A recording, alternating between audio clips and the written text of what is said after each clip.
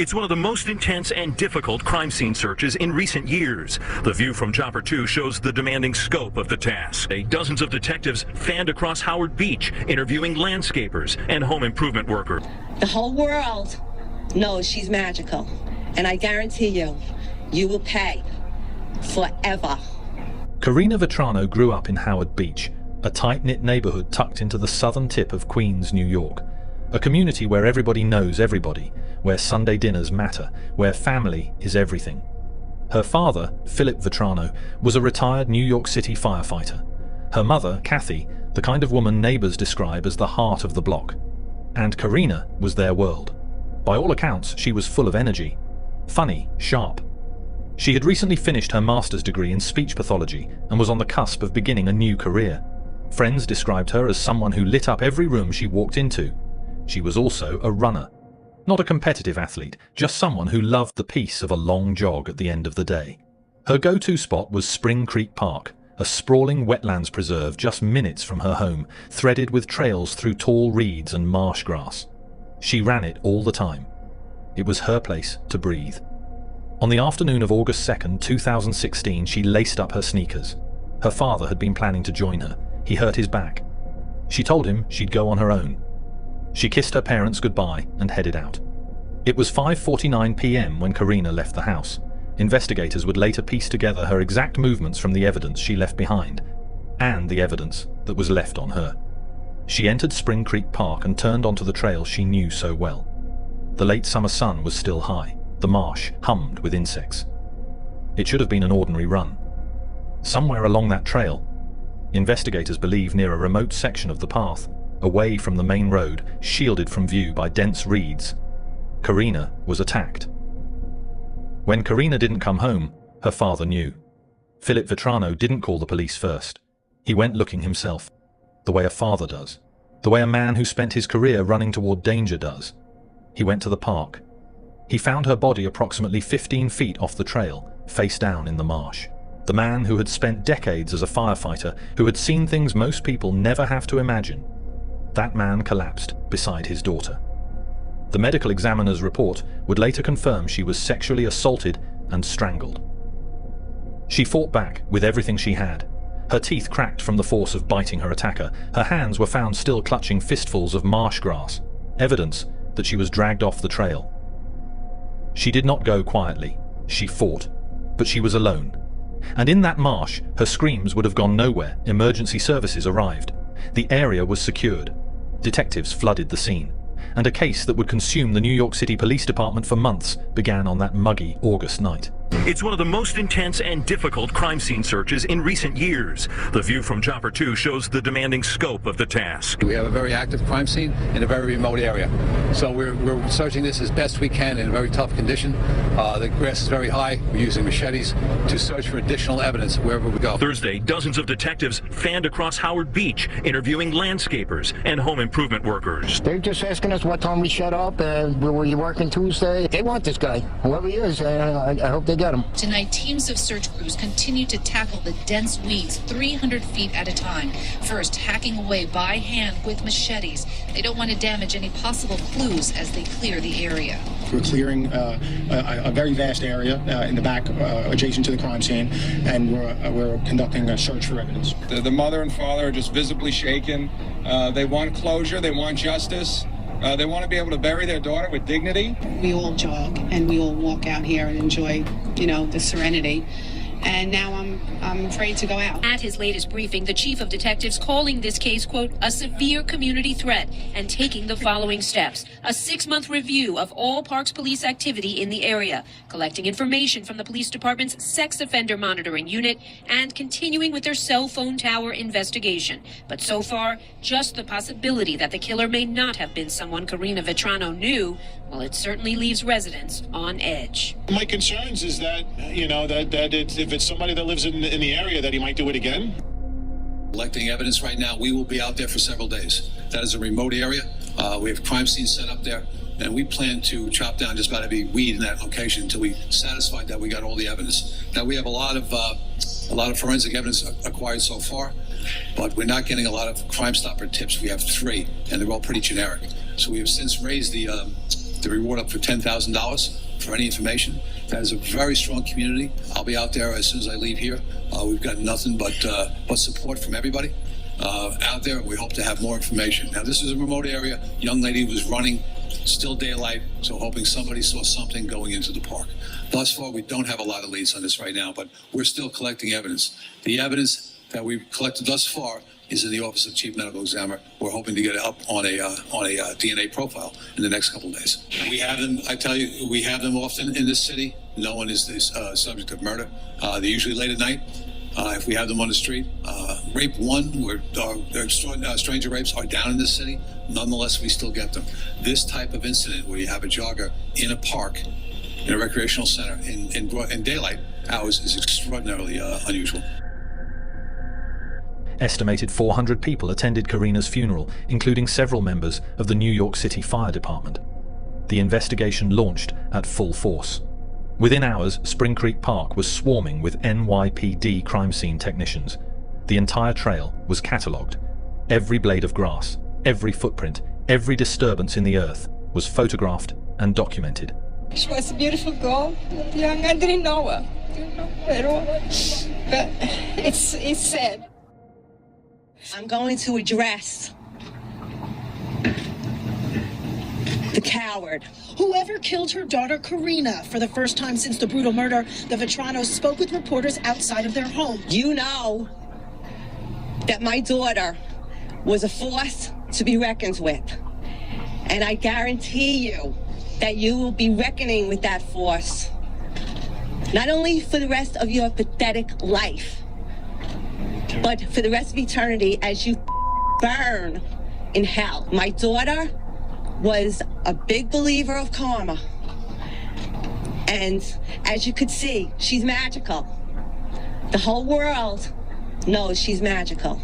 And I guarantee you, you will pay forever. Justice will be served, okay? That's why we have the PD. That's why we have God. Justice will be served. Karina's attacker had left DNA behind, on her body, under her fingernails. It was a crime scene rich with biological evidence, exactly the kind that forensic investigators dream of. There was just one problem. When investigators ran the DNA profile through the National CODIS database, the system that stores profiles from convicted felons and known offenders, they came up empty. Whoever had done this wasn't in the system. Detectives canvassed the neighborhood. They spoke to joggers, dog walkers, anyone who used the trail regularly.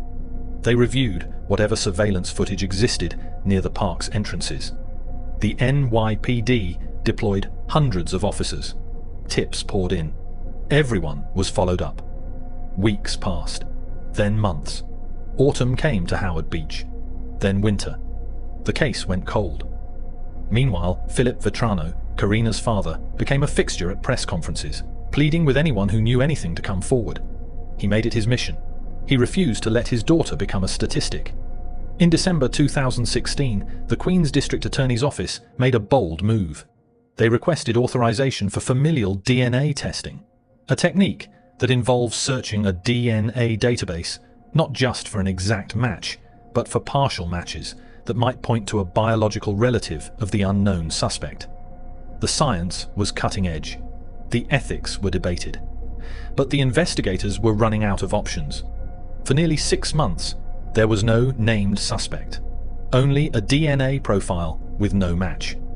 In the absence of a confirmed suspect, the investigation cast a wide net.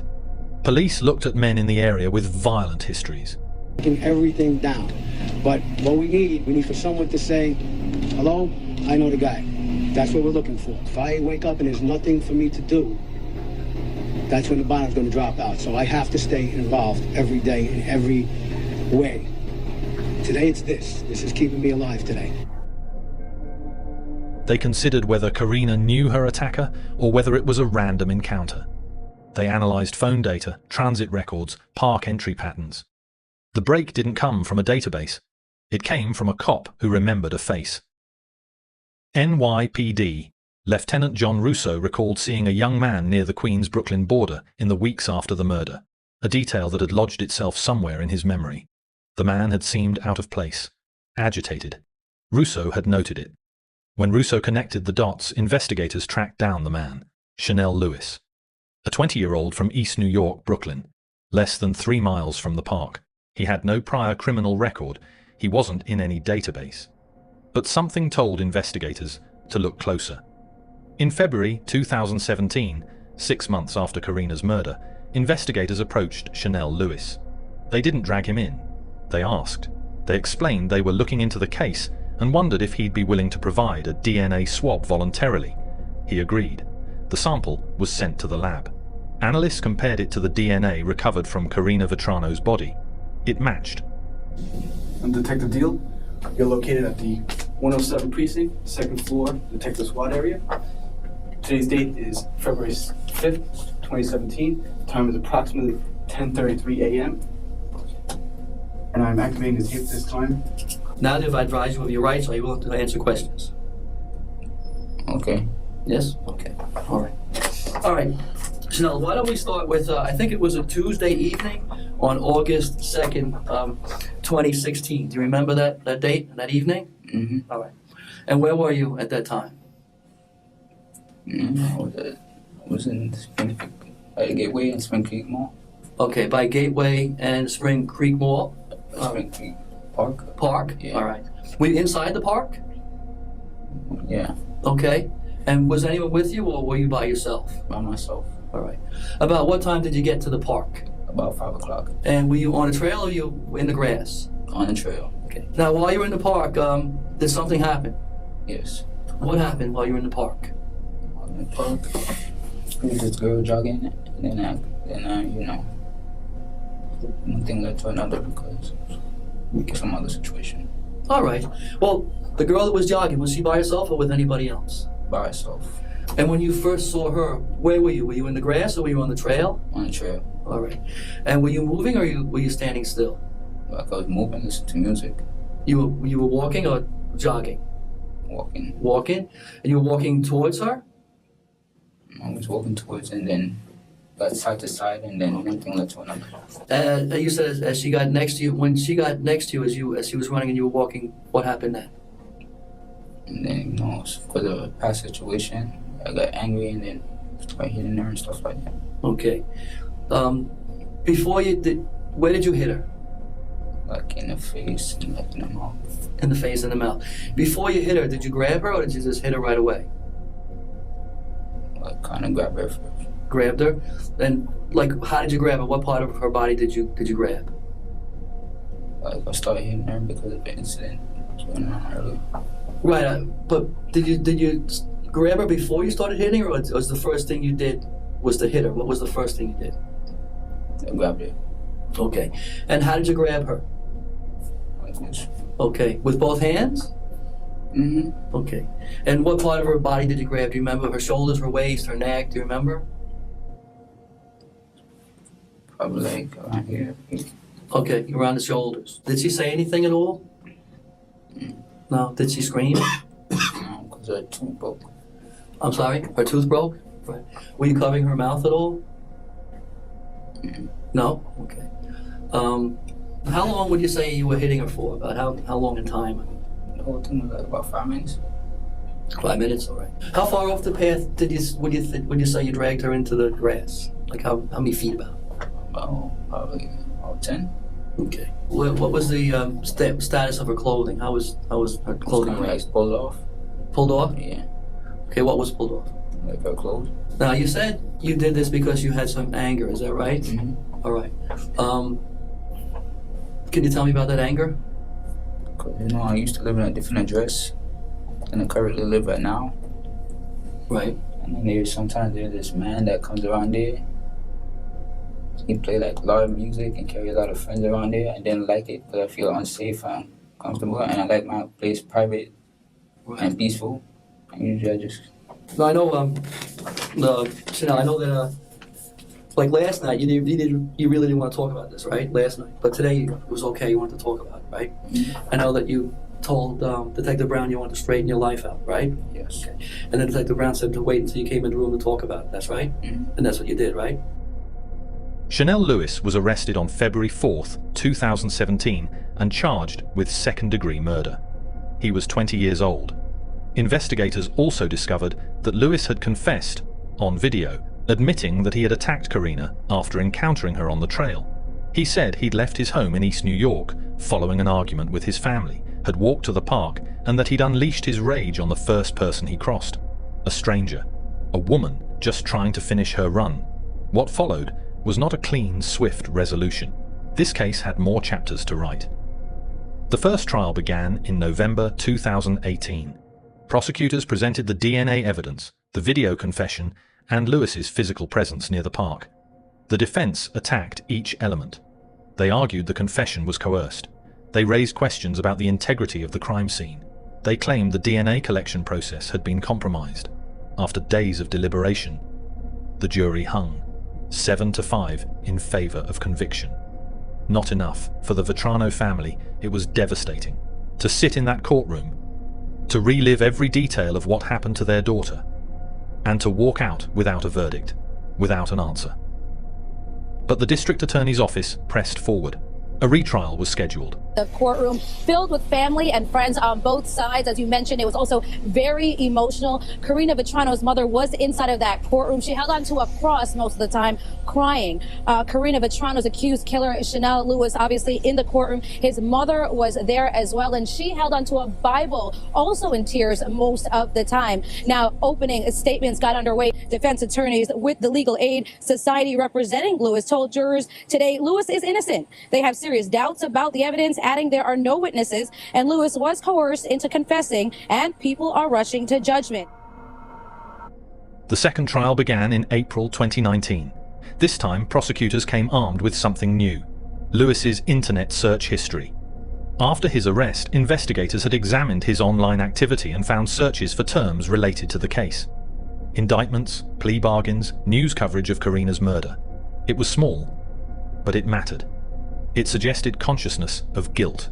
It put him in the story. Closing arguments on the emotional trial over the death of 30-year-old Karina Vetrano have now wrapped up. The prosecution painting the suspect, 22-year-old Chanel Lewis, as a frustrated, angry, and lonely young man who spotted Vetrano on an after-work jog at a park in Howard Beach and took out all his anger by taking her life. He was mad, and he took out his anger, and he took out his frustrations on Karina, grabbing her, throwing her to the ground, beating her, and strangling her until she was dead. But the defense argued that it was the police department that was frustrated with their 6-month-long investigation that had yet to find a suspect, that Lewis was singled out, and that detectives worked endlessly to fit evidence they had to build a case against him. They never allowed to develop a lot of the evidence to develop a theory. Rather, they just wanted the evidence to fit their theory. The judge declared a mistrial, a ruling which sent shock through the courtroom. Sir, Mr. Vetrano. Just a moment. Stunned silence from the family of Karina Vetrano moments after learning justice would be delayed. Vetrano's family did not speak after the ruling. Lewis's legal team, however, did. The jury is understanding that DNA is not all it, the confession is not all it. There are issues in the case that, as you will see, is much more complex. Is this a win? Well, it's not a conviction, so I guess that's a good thing, but closure would be a good thing too. We jury find the defendant guilty.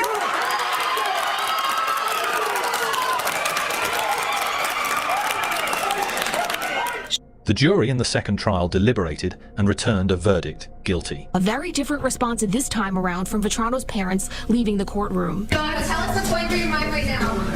Mrs. Vetrano. Say it again.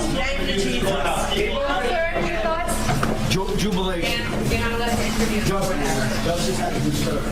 I'm thanking those jurors for listening to the overwhelming evidence. All the anger, all the years of pain, but mostly the anger was lifted, it was gone. Lewis lifted his handcuffed hands in a farewell wave to his family and supporters as he was led off to jail. Some of those supporters today say they followed the case very closely, and a family spokesperson says they question the verdict. How does a young man walk into Howard Beach, murder a young lady that was physically fit, and walk out of Howard Beach without being seen on any camera from the Gateway Mall, any camera in Howard Beach? Chanel Lewis was sentenced to life in prison without the possibility of parole. Philip Vetrano wept in the courtroom. So did Kathy. So did dozens of people who had loved Karina. It was not the ending anyone wanted, but it was the only one the law could give. Of all the questions this case raises, perhaps none is more haunting than the one everyone asks. Why? Why Karina? According to the confession Lewis gave to investigators, the answer is both simple and terrible. There was no connection to Karina, no previous encounter, no grudge, no plan. He said he'd had a fight at home, that he was full of anger, that he walked to the park, and when he encountered Karina alone on the trail, he attacked her. That's it. Random violence is perhaps the most difficult kind to make sense of, because there is no sense to be made. There is no logic that leads from an argument at home to the murder of a stranger on a park trail. There is no explanation that satisfies. There is only the awful randomness of it and the life that was extinguished because of it. Karina Vetrano did everything right that day. She jogged a trail she knew. She was close to home. She was in a neighborhood she trusted. None of it was enough. In July 2024, a street in Howard Beach was renamed Karina Vetrano Way. It sits near the last place she was seen alive. A block she walked 100 times. A neighborhood that carries her now in its geography. Her father Philip still speaks about her. In interviews, in public, in the quiet that follows. He has described the years since her death as a kind of second life. One where his purpose became justice for his daughter, and then memory, and then legacy. Her mother lights candles. Her friends still think of her when they run. Karina was 30 years old. She had a degree, a career ahead of her, a family who adored her, and a long stretch of life that should have been hers. She loved her runs through Spring Creek Park. She loved the marsh in August. She loved coming home. Justice was served. A man is in prison for what he did. But justice, as any grieving parent will tell you, is not the same as peace. It is not the same as enough. It never fills the shape of a person who is gone. Karina Vetrano deserved to come home that night. She deserved every evening that came after. She deserved more.